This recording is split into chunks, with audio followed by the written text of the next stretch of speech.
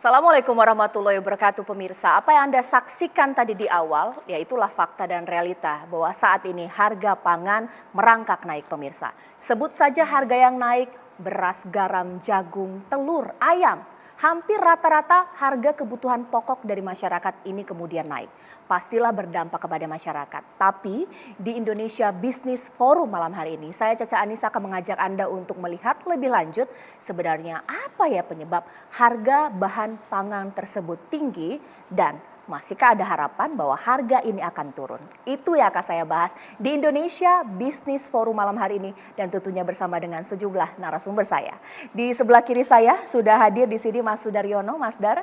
Selamat malam, Assalamualaikum, merupakan Ketua Umum Asosiasi Pedagang Pasar Seluruh Indonesia. Bahkan juga di sebelahnya di sini Pak Tauhid Ahmad yang merupakan Direktur Eksekutif Indep. Selamat malam. Selamat malam, Pak Tauhid, dan juga sebelah kanan saya ini ada Pak Arief Prasetyo, Kepala Badan Pangan Nasional. Selamat malam Bapak. Malam, Assalamualaikum. Dan juga ini anggota DPR kita Bapak Andi Akmal Pasludin, anggota Komisi 4 DPR kita. Selamat malam Pak Akmal. Assalamualaikum warahmatullahi wabarakatuh. Pastinya saya ingin bertanya langsung ke pedagang untuk mengetahui.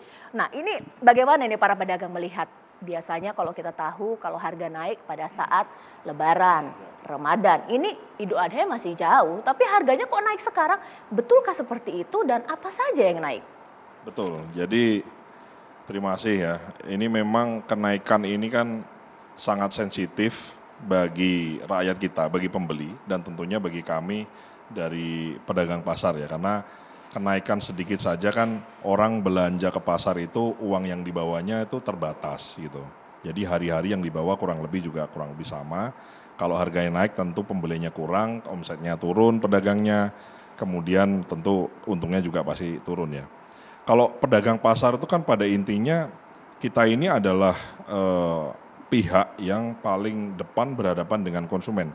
Karena barang yang kita beli mahal terpaksa kita juga harus ada margin kita jual mahal. Ya, kemudian kalau barangnya murah ya kita jual murah. Jadi memang fenomena kenaikan harga ini cukup mengejutkan ya, karena biasanya kan setelah Lebaran, pas Lebaran itu biasa setiap tahun naik dan kemarin kita harus akui, saya kira Pak Arief dan kawan-kawan pemerintah cukup berhasil ya waktu Lebaran kemarin. Jadi harganya ada naik tapi relatif bisa dikendalikan ya. Nah ini menjadi fenomena yang sangat aneh, sudah selesai Lebaran, terus Idul Adha juga kelihatannya juga masih agak jauh ya. Tapi kenaikan itu sudah mulai terasa ya. Dari bulan lalu telur sudah naik, tadi yang disebutkan oleh TV One misalnya jagung naik, beras naik, kemudian ada telur naik dan lain-lain itu saya kira itu betul adanya seperti itu. Dan ini kenaikan ini kan sebetulnya memang fluktuatif ya harga komoditi itu. Yang menjadi pertanyaan adalah naiknya jangan lama-lama gitu.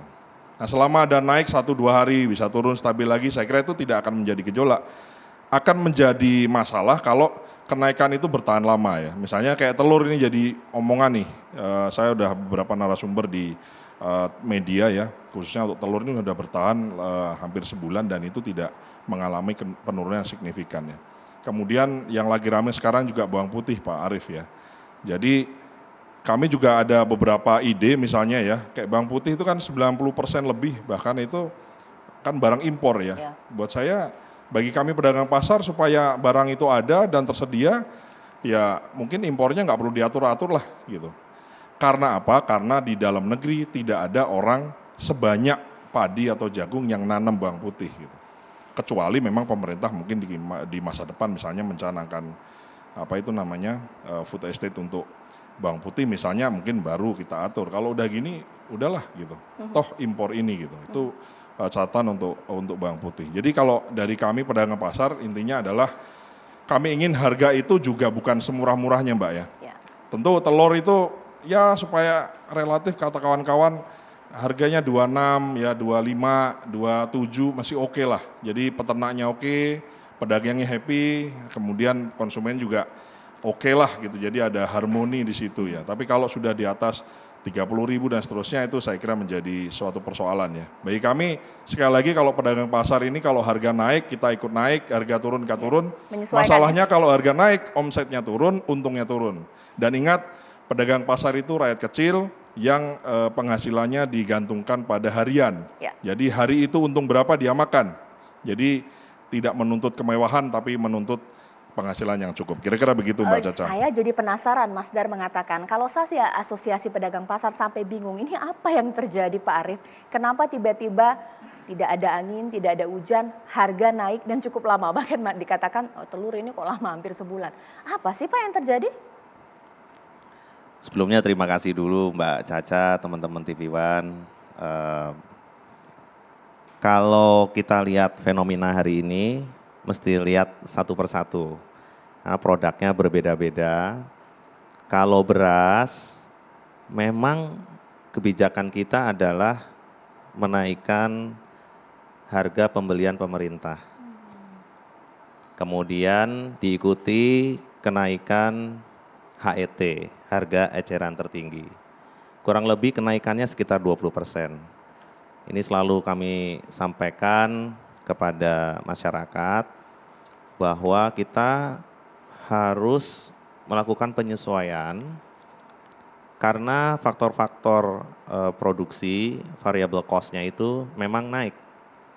Jadi mulai dari fertilizer, ini harga naik bukan hanya di Indonesia, tetapi di seluruh dunia. Sehingga perintahnya Bapak Presiden memberikan harga yang wajar di tingkat petani, peternak, di tingkat penggilingan, kemudian di tingkat konsumen. Jadi harganya sudah dinaikkan dari 12.800 kalau premium menjadi 13.900 untuk beras. Jadi kalau pertanyaannya apakah akan turun, kalau saya melihat fenomena ini pertanyaannya Pak Presiden sebelum dinaikkan gitu ya. Kalau hari ini kita tergantung. Jadi NPK, PK kita masih tergantung dari impor ya. Sehingga pupuk itu pasti tergantung dari luar. Tentunya ini juga kita selalu update dan sampaikan karena Pak Andi Akmal, teman-teman di Komisi 4 ini sangat intens ya. Besok hari Senin kita diundang lagi sama teman-teman di DPR untuk menyampaikan update gitu ya. Sehingga kalau beras confirm bahwa ini adalah memang kita naikkan ya. Karena HPP sudah naik. Dan ini melalui diskusi yang cukup panjang melibatkan seluruh stakeholders, asosiasi, dan beberapa yang sering diundang di sini juga. Kemudian fenomena bawang putih. Bawang putih itu harganya tinggi karena memang kita lebih dari 90% direct import ya, ketergantungan kepada Tiongkok. Pada saat harga di Tiongkok itu melebihi $1.300 per ton, itu maka konversinya dengan angka dolar yang hari ini 14.900, 15.000, ya memang angkanya naik. Makanya kalau dengan Komisi 4 ini, Badan Pangan itu di-challenge-nya begini, ketahanan pangan yang berdasarkan kemandirian dan kedaulatan pangan. Jadi sebisa mungkin apabila produk itu bisa diproduksi di Indonesia, maka kita kejar untuk bisa berproduksi di Indonesia. Sehingga kita bisa mandiri pangan, daulat pangan. Karena sebelumnya pada waktu saya menjelaskan mengenai ketahanan pangan, seperti Singapura itu indeks ketahanan pangannya tinggi. Tetapi begitu di-challenge kedaulatan atau kemandirian pangan, nggak bisa gitu ya. Nah, memang ini setiap produk mesti kita detailkan satu persatu. Sehingga Pak Presiden sudah membuat satu perpres lagi untuk Badan Pangan Nasional, itu namanya CPP. Perpres 125 tahun 2022 mengenai cadangan pangan pemerintah. Sehingga pemerintah itu memang harus memiliki cadangan pangan. Sekarang sudah kita mulai, sekalian lapor nih Mbak Andi, jadi kita sudah memulai, gula kita punya ya. Di PTPN, kemudian di RNI kita punya. Kemudian beras tentunya di Bulog. Sekarang posisinya cadangannya sekitar 550.000 ton. Ya, kemudian jagung juga kita sudah mulai. Sudah dibangun CDC, Corn Dryer Center di beberapa tempat. Tinggal kita isi nih, silonya kapasitas 2.000 ton kali 3 silo misalnya 6.000 ton. Kemudian bersama tentunya peternak rakyat ya kita bersama-sama. Kemudian ada isu lain mengenai jagung. Hari ini jagung itu memang di atas 6.000 per kilo. impact dari jagung harga tinggi ini happy buat petani, tetapi untuk peternak utamanya unggas, ya, baik peternak layer, petelur, ya, atau broiler, ya, itu memang memberatkan. Sehingga variable cost ini terkonversi menjadi harga telur. Nah, ini juga memang harus kita jelaskan kepada masyarakat bahwa kondisi ini real di lapangan demikian. Apa yang dilakukan Badan Pangan Nasional hari ini, ya, memfasilitasi distribusi baik pangan maupun pakan. Jadi dari beberapa sentra produksi yang daerah surplus itu kita kirimkan ke daerah defisit. Ya, misalnya hari ini kita berterima kasih sama saudara-saudara kita di Sumbawa, ya, di NTB, ya, Bima, Dompu, itu kita bisa kirimkan kepada peternak layer, ya, fasilitasi distribusi pangan ke misalnya Blitar, peternak Kendal, ya. Tapi tadi, ya, memang idealnya kita harus cadangkan sehingga harga itu fluktuasinya tadi Mas Dar, ini teman saya udah lama nih di pasar gitu ya, Asosiasi Pedagang Pasar. Memang ini fenomenanya sehingga kita harus develop dan detailkan satu persatu per produk. Ya. Lain lagi ayam, lain lagi telur, lain lagi bawang putih, gula. Ya. Gula juga sekarang sama. Asosiasi Petani Tebu Rakyat, ya, APTRI, ini juga sedang meminta untuk membuat satu kebijakan baru mengenai harga gula. Ya, saat sudah disetorkan tebunya ke penggiling, ya, ke sugar mill, kemudian berapa angka yang pas, sehingga nanti hilirisasinya juga akan ada penyesuaian. Karena harga gula internasional sekali lagi, itu juga sudah naik. Dan kalau di Brasil inflasinya itu 97%. Di Argentina 97%. Bunga banknya juga dekat-dekat 100%. Baik. Sedangkan di Indonesia tadi disebutkan kita masih di 4,3%, bulan sebelumnya itu angkanya di 4,9%. Dan untuk masyarakat yang saudara kita yang memang kurang beruntung, saat ini masih diganjel oleh subsidi pangan. Subsidi pangan di 21,353 juta KPM. Ya, 10 kilo, ini Pak Dirut Bulog, Pak Buas yang diminta untuk membantu distribusi selama 3 bulan. Ya.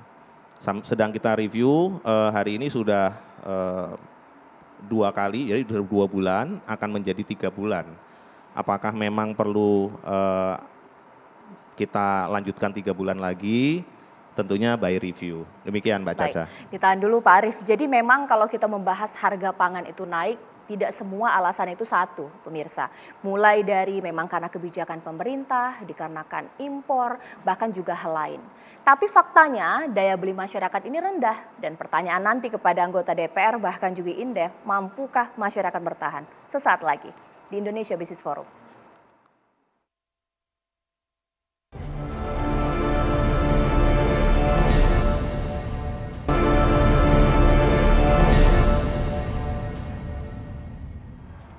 Kembali ke Indonesia Business Forum pemirsa, dan sekarang saya langsung saja tanyakan kepada Pak Tauhid. Pak Tauhid, itulah tadi dari Badan Pangan ini memang nggak mudah untuk mengelola harga-harga pangan kita. Ada beberapa kebijakan, ketergantungan impor. Tapi faktanya pantauan Indef, daya beli masyarakat kita saat ini seperti apa? Mampu tidak membeli harga pangan yang tinggi ini?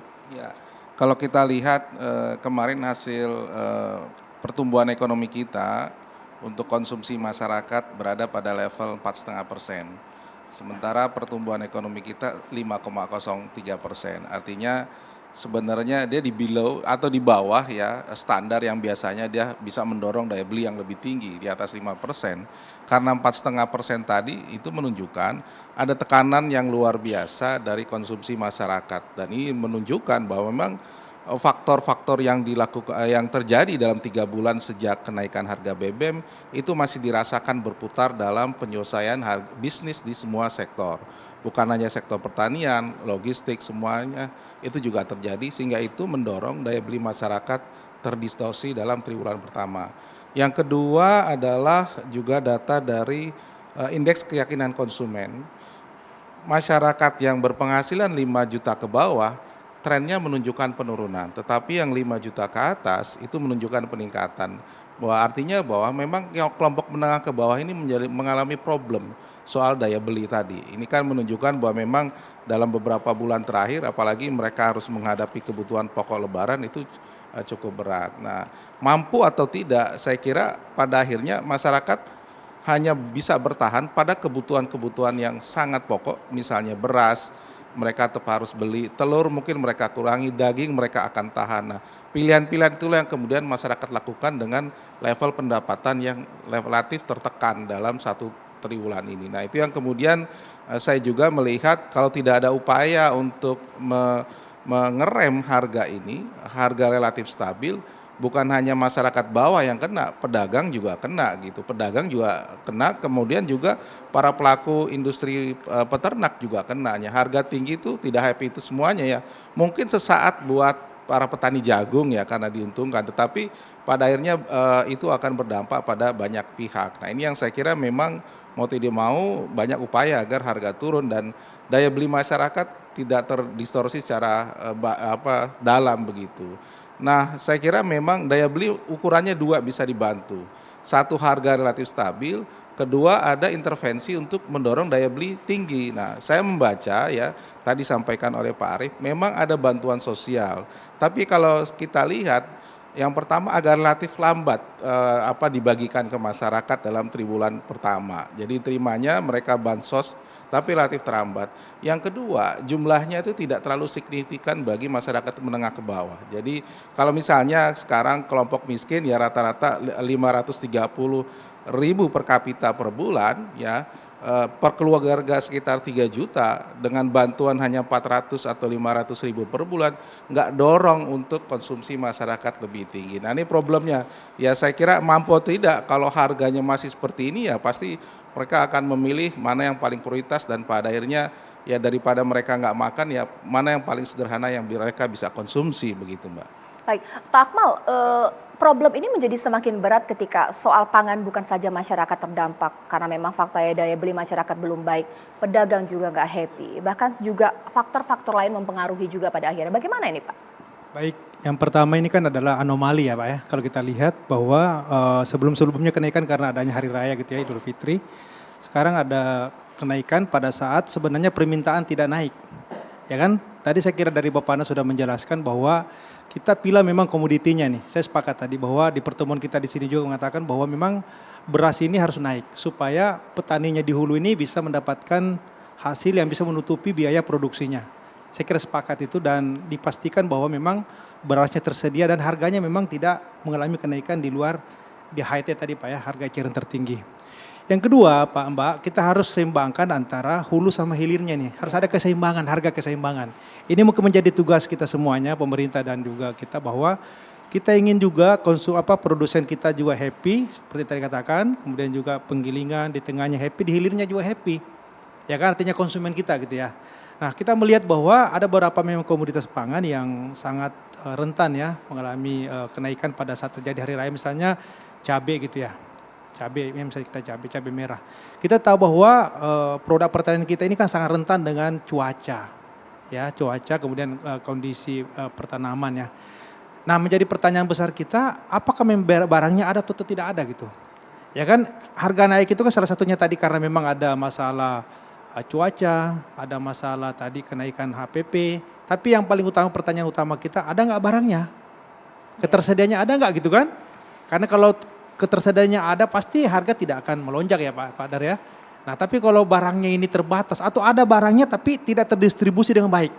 Saya kira Pak Arief ini kan sudah keliling kemana-mana, saya kira sudah bagus identifikasinya. Sekarang siapa eksekusinya gitu. Misalnya nih pemerintah sebenarnya memberikan ruang budget bagi pemerintah daerah untuk subsidi transportasi misalnya. Kan sebenarnya diberikan ruang tuh melalui transfer daerah ya, dana transfer daerah ke daerah itu untuk agar masanya itu jangan sampai keuntungan besar dinikmati bukan oleh petani atau oleh tapi di tengahnya ini. Misalnya tadi kasusnya jagung ya. Di daerah saya Pak Arief ini sebenarnya petani kita itu bahkan dapat di bawah 4.000 malahan. Ada berapa yang dapat 4.000-an? Yang dapat untung besar di sini pedagangnya Pak. Dia yang kumpulin kemudian dia simpan di penyimpanannya tadi ya. kemudian dilepas pada harga tinggi. Nah, efeknya itu kan adalah peternak kita ini menjerit. Kalau tidak terjadi keseimbangan tadi ya, artinya harganya naik ini, peternak juga pasti akan gulung tikar. Kalau peternak kita gulung tikar semuanya bangkrut, nah kita juga nanti pasti akan tergantung lagi dengan import. Wah ini kayak bawang putih nantinya nih. Tidak ada orang lagi ingin beternak karena harga pakannya itu, arti harga produksinya sudah melebihi daripada harga penjualannya. Jadi memang yang menjadi PR kita adalah bagaimana keseimbangan harga ini. Ya, itu harus dipastikan. Jadi harus kita melihat dari hulu ke hilirnya Mbak Caca. Bukan hanya sekedar kepentingannya konsumen kita. Oke saya sepakat dari konsumen, tapi bagaimana juga memastikan bahwa di hulunya petaninya, peternaknya, ya kemudian juga penggilingannya, pedagang pasarnya, semuanya mendapatkan keuntungan dan semuanya happy gitu. Oke. Ini saya kira menjadi PR kita gitu. Ini masalah klasik Pak Arief ya, kalau mengenai harga bahkan pangan itu yang paling disorot adalah distribusi. Ini bagaimana kalau dalam pengawasan Badan Pangan? Apakah jangan-jangan juga ada kartelisasi penimbunan di sini, jalur distribusi yang bermasalah seperti apa? Insya Allah hari ini nggak ada ya kartel. Kan kalau sekarang matanya kan banyak ya, semua bisa lihat apa yang dilakukan Badan Pangan, kementerian terkait, asosiasi-asosiasi. Justru sekarang ini saya lihat eranya lebih terbuka. Semua orang bisa mengetahui stok bulog berapa hari ini. Semua orang bisa mengetahui berapa kuota import bawang putih. Jadi kalau Pak Mendak itu sampaikan, kan kita hitung stoknya, berarti beliau dan Badan Pangan tuh punya hitungan. Ya, tapi kalau harga di country originnya memang sudah di atas $1.300 ya, itu memang harusnya kita bebenah lah ya, maksudnya kita mau seperti apa, apakah memungkinkan kita stok di luar negeri ya, atau kita mau punya farm di sana, karena pastinya bawang putih itu bisa tumbuh berkembang baik di subtropis seperti Tiongkok ya, di Henan, di beberapa provinsi di sana gitu ya, dan mereka tidak seperti kita nanamnya gitu ya. Mereka memang besar. Sekali lagi ini memang pilihan kita. Kita harus refocusing produk. Ya nanti mungkin Pak Akmal pada saat kita meeting-meeting berikutnya, produk apa sih yang memang kita perlukan growingnya itu di Indonesia itu yang mana? Nggak bisa semua produk kita semuanya, tapi kalau bahasanya Pak Erik di BUMN itu refocusing gitu ya. Kita refocusing mana sih yang mau jadi andalan kita. Kalau sekarang kita putuskan beras, berarti tolong berasnya bisa kita produksi dari 31,5 juta ton 1 tahun menjadi 33, menjadi 34, menjadi 35. Jadi rata-rata per hektarnya 5,25 ton per hektar supaya jadi 5,5, 6, 7 ton per hektar, kita harus apa? Fokus di pupuk, fokus di benih, ya, fokus di irigasi teknis, atau apa yang sekarang sedang Pak Basuki PUPR kerjakan ya, ada embung, ada waduk, ada. Jadi maksud saya kita bisa refocusing juga. Memang lagi-lagi kita harus fokus di produksi juga. Dan berikutnya lagi misalnya ini belum ditanya daging sapi, belum kemudian belum. Ini lain lagi treatmentnya gitu ya. Kapan kita akan mulai breeding? Kapan kita mau memulai cadangan bentuknya meat boxes frozen. Jadi negara-negara di luar itu sudah mempersiapkan itu. Pada saat Pak Luhut menanyakan kalau stok pangan kita itu kalau daging seberapa besar Mas? Ya kapasitas cold room kita 2-3 bulan aja.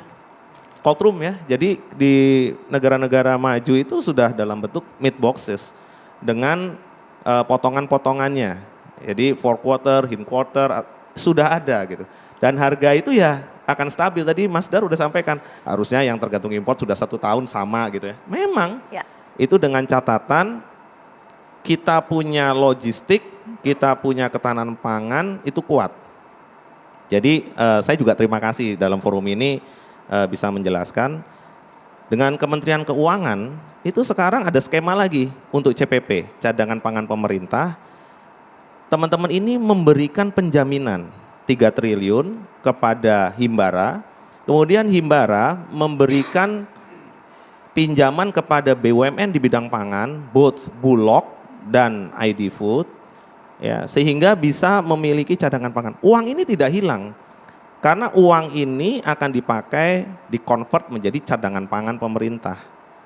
Dan itu akan sangat baik. Kenapa? Karena perintahnya Pak Presiden, ya, tolong masyarakat ini peternak, petani plus nelayan, kalau nanti perpresnya ditambahin ikan, ya, itu bisa dibeli dengan harga yang baik di tingkat petani, peternak, nelayan. Jadi kemudian program yang dihilirnya, kita banyak sekali captive market. Mulai dari pengentasan kemiskinan, stunting, rentan rawan pangan, itu daerahnya sudah ada semua. Kalau ini bisa di-connect-kan, jadi connectivity hulu hilir, itu akan sangat membantu.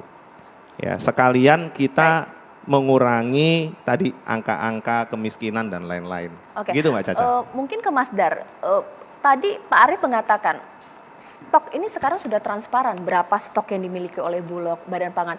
Apakah benar seperti itu dan diterima logika oleh para pedagang pasar atau bagaimana? Oke, kalau kita bicara di pasar ya, mungkin kita harus katakan bahwa harganya mahal itu fakta, kita harus akui bahwa stoknya ada, barangnya itu tidak langka.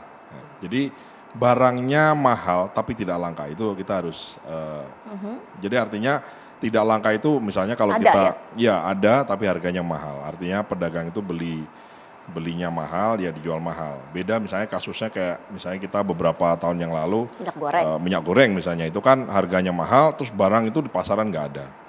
Saya sedikit mengomentari mengenai cadangan Pak Arief, kan kita sering diskusi Pak ya. Jadi memang kalau kami dari Asosiasi Pedagang Pasar tentu begini ya, kami mendorong dari awal komoditas-komoditas yang sangat sensitif terhadap rakyat itu mau nggak mau tidak ada pihak lain yang wajib hukumnya untuk menstabilkan harganya kecuali pemerintah gitu. Jadi salah satu caranya adalah yang boleh rugi dalam rantai ini hanya boleh pemerintah saja.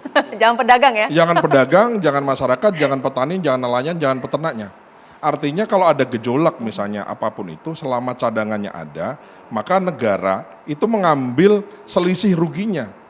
Itu saya kira yang paling pas ya Pak ya. Jadi dari awal kita sebelum ada Badan Pangan, Bapak dulu di ID Food ya, kemudian kita kan sudah, artinya negara ini di state saja Pak, mungkin di forum ini saya kira juga bagus juga ya, usulan dari kami sempat bersurat kepada Presiden waktu itu, ya komoditas apa saja sih yang harus dikasih cadangannya itu, misalnya jagung tuh harus berapa, kemudian karena jagung itu hubungannya sama telur sama ayam, karena untuk kebutuhan pakan misalnya, daging bagaimana, kemudian beras kan, kalau beras kan saya selalu mencontohkan ini Mbak Caca, beras itu adalah salah satu contoh yang berhasil. Kita harus sampaikan bahwa Bulog dengan pengelolaan beras, cadangan berasnya berapa itu berhasil. Kenapa beras dengan cara Bulog ini tidak ditiru oleh atau dengan komoditas yang lain misalnya gitu. Jadi sehingga kita tahu. Jadi kalau sekali lagi kalau ada gejolak, nggak boleh pihak lain siapapun rugi kecuali satu pihak yang namanya pemerintah. Karena pemerintah tugasnya adalah membuat rakyat kita itu adil, dalam tatanan yang baik, hidup baik, dan layak. Saya kira itu kira-kira keinginan kita. Kami sangat mendorong Pak Arief, kalau Pak Arief mau kumpulkan kami pedagang untuk kita tanda tangan misalnya untuk ini ya, cadangan pangan perlu misalnya, diperlukan kami siap. Bahwa ini adalah esensi dan wajib hukumnya harus kita laksanakan. Saya kira begitu. Terima kasih.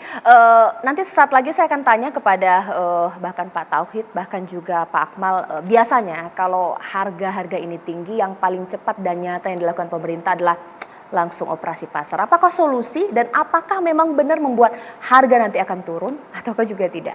Di Indonesia Business Forum sesaat lagi.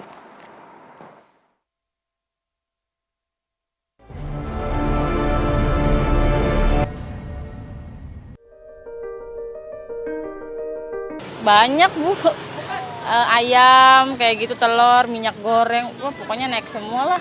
Kayak telur kan biasanya kan cuman paling mahal tuh 28, ya ini sampai 34.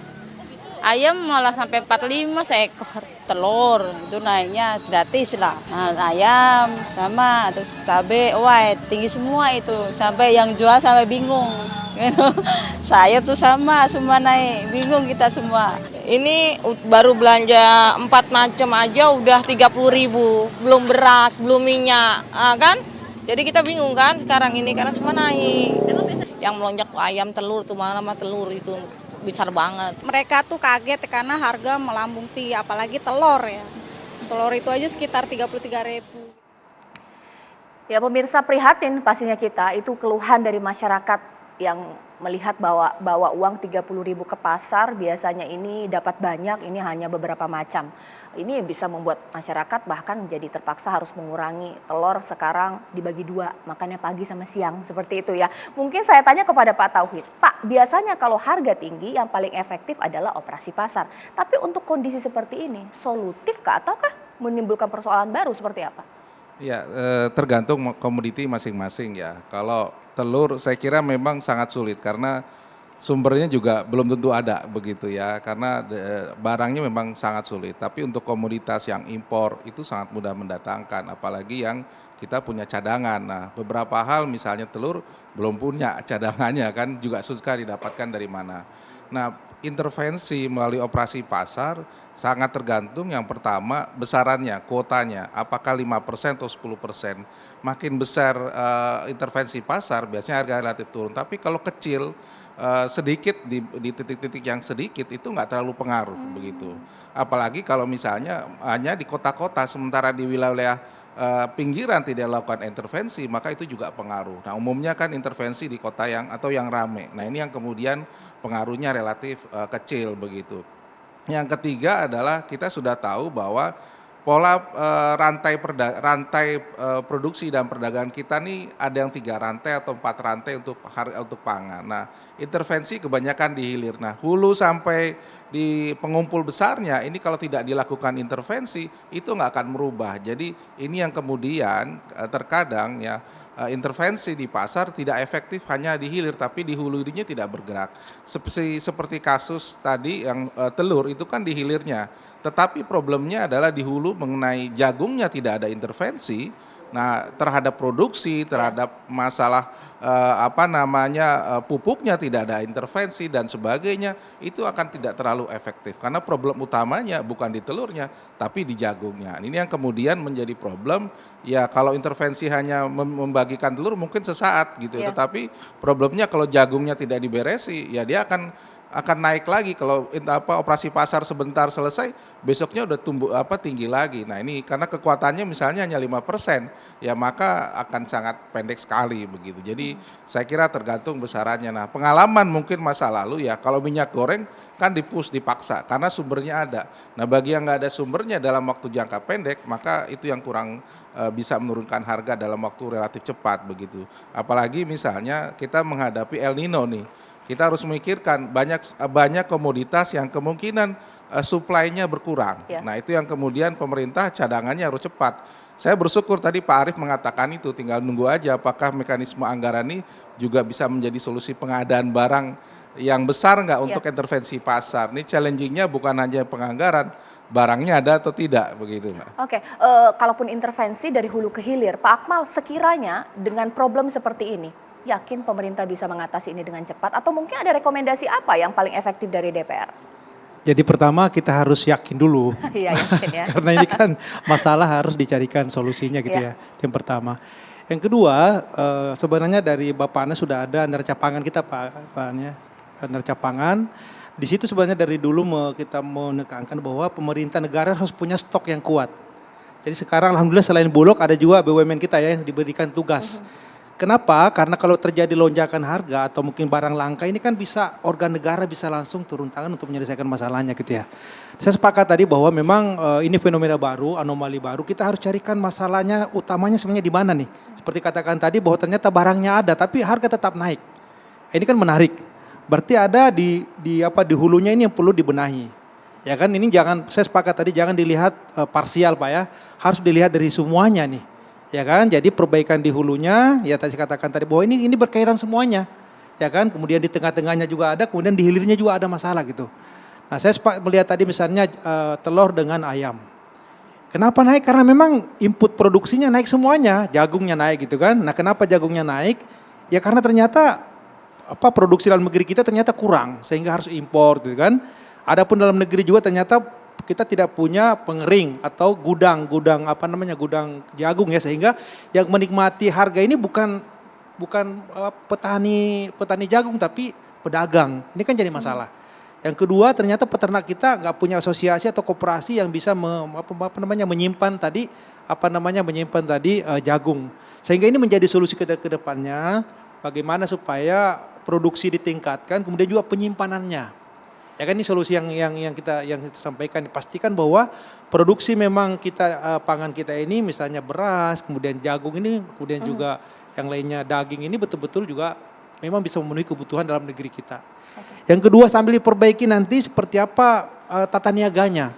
Ya kan kita tahu bahwa di sini kan ada masalah pengangkutan tadi kan, ada masalah logistik, ada masalah dan ini butuh biaya. Nah, sebenarnya pemerintah daerah atau negara bisa turun tangan ini untuk membantu daripada biaya tadi subsidi pengangkutannya.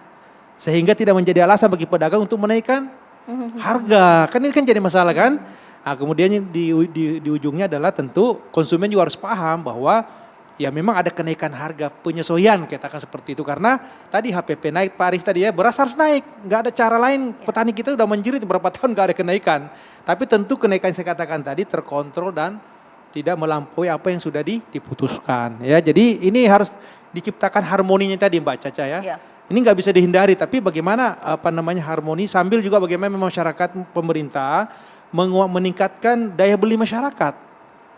Ya kan, daya beli masyarakat tentu penghasilannya, kemudian juga penerimaan masyarakat kita harus ditingkatkan. Oke. Ya kan, seperti itu. Menarik apa yang disampaikan oleh Pak Akmal, mungkin saya ke Mas Dar terlebih dahulu. Kalaulah intervensi dari intervensi untuk distribusi, sekiranya ini bisa efektif tidak membuat para pedagang untuk ya turunin sedikitlah harganya, bagaimana? Operasi pasar maksudnya ya? Intervensi untuk distribusi, ongkos distribusi ke pedagang. Oke, jadi gini ya. Kalau kita ngomong distribusi angkutan, itu saya kira sudah banyak survei sudah dilakukan, sebetulnya tidak terlalu signifikan ya. Karena hanya 2,5 sampai 3-5% paling gede mempengaruhi dari harga penjualan ya. Tapi kalau kita ngomongin operasi pasar ini kan latah Pak ya. Jadi selalu kalau harga tinggi dulu ya, sekarang sih kelihatannya udah nggak seperti itu. Moga-moga juga gini akan terus ada seperti itu.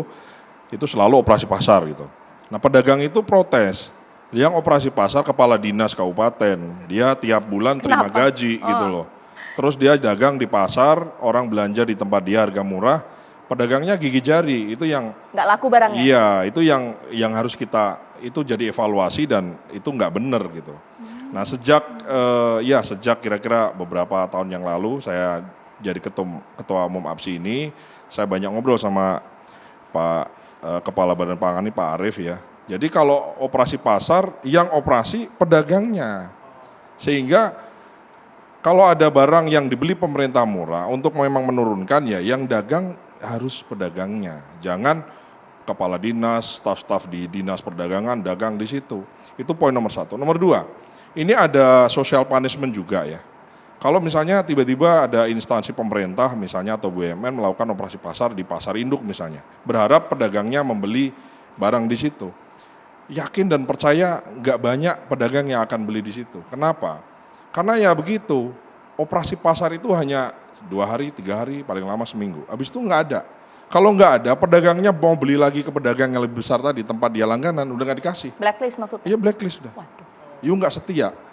Ini tata niaga sudah puluhan tahun Pak ya, udah ratusan tahun. Saya kira kalau kita mau intervensi sejauh mana itu saya kira juga harus pelan-pelan ya Pak ya, jadi nggak bisa juga asal itu poin pertama. Yang kedua, mengenai operasi pasar. Yang kedua, saya ingin mengomentari sedikit Pak Arif ya. Kalau memang ada tatanan harga baru, maksudnya itu gini, orang taunya beras mahal atau beras tinggi, oh ternyata enggak, ini ternyata adalah tatanan harga baru. Tolong di state secara terbuka bahwa harga beras ini tatanan harga baru ya, naik. Jadi orang akhirnya aware Pak. Jangan merasa harganya naik, jadi psikologinya harga naik. Jangan-jangan beras yang dari 12.000 sekian tadi jadi 13.000 sekian, itu adalah tatanan harga baru. Kan begitu Pak. Misalnya kita ngomong telur, kalau ngomong telur beberapa tahun yang lalu ada sampai semurah-murahnya 17.000 misalnya. Berapa harga tatanan baru itu berapa? Itu saya kira juga harus secara terbuka Pak disampaikan ke masyarakat. Oke. Jadi orang nggak berandai-andai ya gitu. Bukan pedagang yang naikin gitu. Iya, bukan pedagang yang naikin. Ini kan kalau harga naik pedagang yang salahin Pak. Yang ketiga ya, itu kita tadi cerita mengenai strategi semua. Ya kita harus ada cadangan pangan dan lain-lain. Itu long run, itu butuh waktu. Sementara rakyat kita tuh besok butuhnya, lusa butuhnya, hari ini butuhnya. Sehingga saya berharap ada quick win di situ. Ada jangka pendek tuh diatasi dulu deh. Apapun caranya, apakah memang ada subsidi kah, apakah itu ada operasi pasar yang seperti apakah yang adil misalnya, sambil strategi long run-nya dipikirkan. Cadangan pangannya ini, hulunya, food estate, whatever itu semua, kita semua sepakat lah, kemandirian ini adalah suatu keharusan yang harus kita tempuh. Betul, tidak bisa semua komoditi semua mandiri, nggak bisa. Mana fokusnya? Oke, beras sudah bisa mandiri, maka berikutnya apa? Jadi master plan-nya ini harus oke lah gitu, harus bagus gitu. Kira-kira itu. Terima kasih. Silakan. Udah banyak tadi poinnya ya, silakan ditanggapi. Ya, jadi yang quick win, yang short term juga sudah kita kerjakan kan. Nyatanya kan hari ini teman-teman saudara kita yang 21,353 juta itu sudah mendapatkan 10 kilo dan ini berjalan terus dan termonitor dengan baik. Ya, by name, by address, datanya dari Kementerian Sosial. Kemudian yang keluarga risiko stunting 1,4 juta dapat ayam dan telur 1 pack itu juga termonitor dengan baik, juga sedang berjalan. Jadi yang saudara kita memerlukan ini jelas sudah di cover. Kemudian yang perlu disampaikan juga, setiap pimpinan daerah itu bertanggung jawab kepada pangan masyarakatnya juga. Jadi ini nanti kita harus ingatkan sama-sama. Mumpung sekarang ada PJ, ada ya, kalau Pak Tito kan setiap hari Senin kita meeting ya dengan Pak Tito, Mendagri, seluruh stakeholders, kementerian lembaga, Kemendak, Kementan, Badan Pangan, di sana juga ada Kejaksaan Agung, ya bahkan kadang-kadang ada yang diundang untuk menyampaikan apa isu terakhir, ini weekly basis, sampai disampaikan Pemkap mana, Pemprov mana yang inflasinya paling tinggi sehingga itu pengaruhnya kepada daya beli masyarakat. Itu sampai didetailkan demikian, barangnya apa, kurangnya apa, sehingga tadi disampaikan oleh bapak-bapak semua, ada yang namanya BTT, ada DBH, ya. Itu memang disiapkan kepada pemerintah daerah, Bu Sri Mulyani, Pak Tito udah siapkan. Jadi pemerintah daerah ini bisa memobilisasi stoknya. Mana yang over bisa didistribusikan, mana yang kurang juga bisa diambil. Jadi tidak melulu pemerintah pusat gitu ya, harus mendistribusikan, enggak. Jadi setiap gubernur, setiap bupati itu punya anggaran itu. Nah, supaya diketahui sama masyarakat banyak, bahwa program ini termasuk gerakan pangan murah, itu terus berlangsung. Pangan murah itu bukan berarti harganya dijatuhkan di bawah HPP, tidak. Tapi harga yang wajar.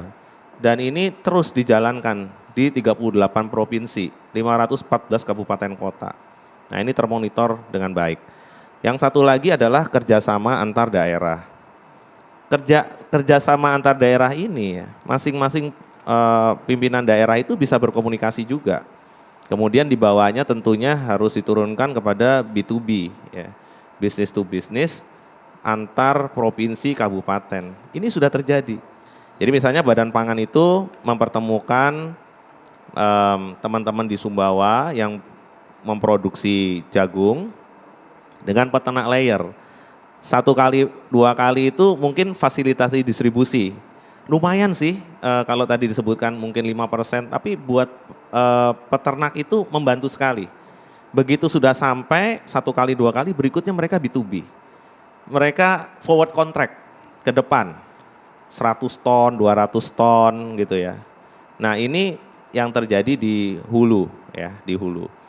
Kemudian yang di hilir ya, ini yang kita sedang juga bangun juga ya. Sebenarnya kita itu bisa dengan teman-teman APSI, kemudian IKAPI, ada sahabat saya satu lagi, pengelola pasar juga, pedagang pasar. Ini kita bisa sebenarnya mengumpulkan ya, mau berkontrak itu berapa banyak.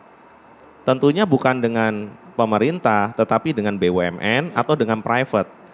Karena peranan private itu juga dominan.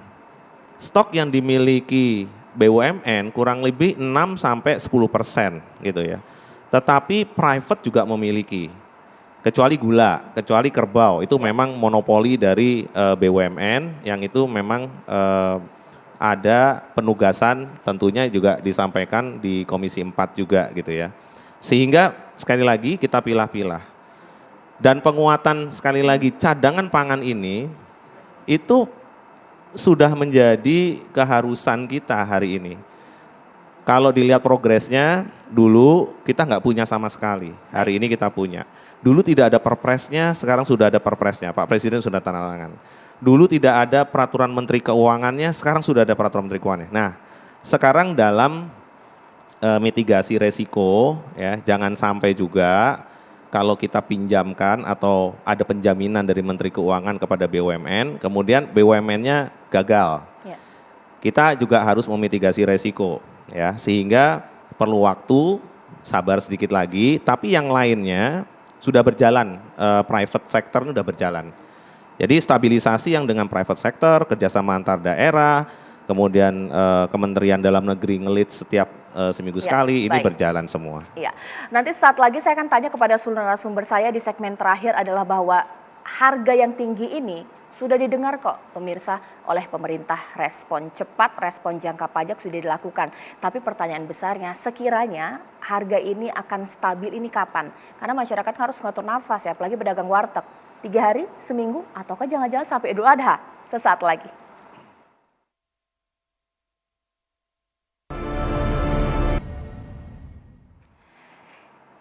Ya, mungkin ini pertanyaan terakhir saya kepada seluruh narasumber di segmen terakhir Indonesia Business Forum. Nah, ini mungkin ada pertanyaan juga ya untuk Pak Tauhid. Sebenarnya kalau dalam prediksi Indef, langkah respon cepat jangka panjang yang dilakukan oleh pemerintah ini akan bisa membuat harga ini seimbang atau stabil secepatnya, atau memang akan butuh proses seminggu, 2 minggu, atau jangan-jangan bentar lagi kita juga Idul Adha ya, ini bagaimana? Ya betul, jadi kenaikan harga biasanya disebabkan oleh yang pertama tentu saja faktor permintaan ya, ngelihat momentum faktor permintaan ini Idul Adha terjadi, yang kedua juga ini sebentar lagi pada libur sekolah dan sebagainya. Jadi biasanya memang ada momentum konsumsi untuk orang beraktivitas di luar ini ya. Nah, saya kira memang dan kedua adalah sisi supply ini mulai terganggu. Karena faktor El Nino sekarang sudah mulai panas dan sebagainya. Ada beberapa komoditas yang mungkin terganggu dan ini mempengaruhi harga pangan ya. Dan saya kira memang yang ketiga adalah tadi adjustment dari kebijakan, itu nggak cepat. Saya kira cadangan pangan yang paling mudah kalau datangkan impor, nah sementara yang lain itu tidak mudah. Nah itu perlu waktu.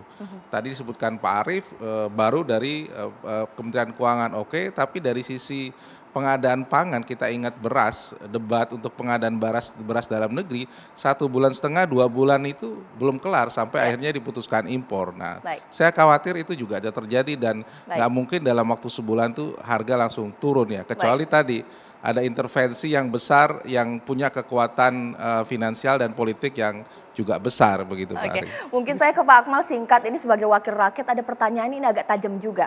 Kenapa pemerintah kalau sudah naik baru ribut ini? Seperti apa? Apa yang dilakukan pemerintah untuk mencegahnya? Kayak tidak ada katanya. Seperti apa Akmal? Jadi sebenarnya langkah-langkah dari Mas Suhaidi sudah dilakukan ya. Kita. Tapi memang kadang-kadang kita ini kan baru sadar kalau pada saat harga tiba-tiba nggak bisa terkendali. Nah saya kira kita tetap mendorong dan memberikan support kepada pemerintah agar masalah ini segera diselesaikan. Artinya kita berharap harga ini bisa diturunkan, ya bisa diturunkan sehingga terjadi kita katakan tadi happy di mana-mana ya, di hulunya, di hilirnya maupun di pedagangnya gitu ya. Kemudian yang kedua memang pemerintah harus sepakat tadi menyampaikan ke publik Pak Arief bahwa ada memang kenaikan komoditas karena tadi ada kenaikan HPP-nya Pak, ini perlu. Yang kedua saya kira kebijakan tadi kita harus melindungi juga produsen kita Pak, karena kita ingin menumbuhkan ekonomi kerakyatan. Kita tahu bahwa pangan kita ini kan banyak dikuasai oleh korporasi saat ini ya. Nah yang sifatnya rakyat ini yang kita harus pertahankan, kalau perlu kita berikan subsidi. Saya sepakat tadi bahwa para peternak kecil ini ya harus subsidi, jangan juga terlalu tinggi harga jagungnya ya. Ya mungkin selisihnya ini nanti disubsidi oleh oleh pemerintah gitu ya. Ada item-item yang disubsidi sehingga mereka juga tidak sampai harus gulung tikar karena harganya yang tidak mencukupi daripada biaya produksinya gitu ya. Oke, Mas Dar, tapi optimiskah ini bisa ditanggulangi dengan baik oleh pemerintah karena ini nasib pedagang juga di tangan dari respon yang dilakukan ya seperti apa? Singkat. Iya, dari penjelasan di sini kan wakil pemerintah saya kira adalah Pak Arief ya. Jadi dari penjelasannya masuk akal Pak. Jadi kita sih tentunya ya ikan cepat ikan gabus ya, makin cepat makin bagus ya. Tentu kita ingin sesegera mungkin ada solusi. Nah, tentunya sekali lagi kalau kami quick win-nya tadi sudah disebutkan ada subsidi, kemudian ada melalui Kementerian Sosial dan seterusnya. Tentu long run-nya juga memang pelan-pelan memang harus kita siapkan ya. Intinya kalau kami dari Asosiasi Pedagang Pasar ya, sekali lagi kalau harga tinggi itu selalu ke pasar ditanya kenapa tinggi ya gitu. Jadi kami juga jangan juga misalnya dicurigai pedagang pasar tuh nimbun dan seterusnya ya. Jadi saya kira mungkin ada oknum ya. Sekali lagi terakhir Mbak, yang boleh nimbun itu pemerintah. Tapi dalam arti positif ya. Sekali lagi harus nimbun pemerintah untuk cadangan tadi. Baik. Karena semua orang nggak boleh rugi, yang boleh rugi pemerintah. Untuk supaya ya boleh rugi pemerintah, jangan kasihan juga lah pemerintah rugi ya. Baik, yang pasti pemerintah tidak tinggal diam ya Pak Arief ya. Baik, singkat sudah dilakukan banyak ya Pak. Singkat saja. Banyak yang sudah kita kerjakan, kolaborasi bersama private, ya seluruh stakeholders. Tentunya juga nanti perlu dukungan dari saudara-saudara di Komisi 4. Dan satu hal lagi, pemerintah itu hadir. Jadi bukan tidak hadir dan ada yang memang dieksekusi dengan sangat cepat saat ini. Bagaimanapun juga kita tunggu nanti harga ini bisa distabilkan oleh pemerintah. Itu dia Indonesia Business Forum malam hari ini. Saya Cica Anissa mengucapkan terima kasih, selamat malam, sampai jumpa.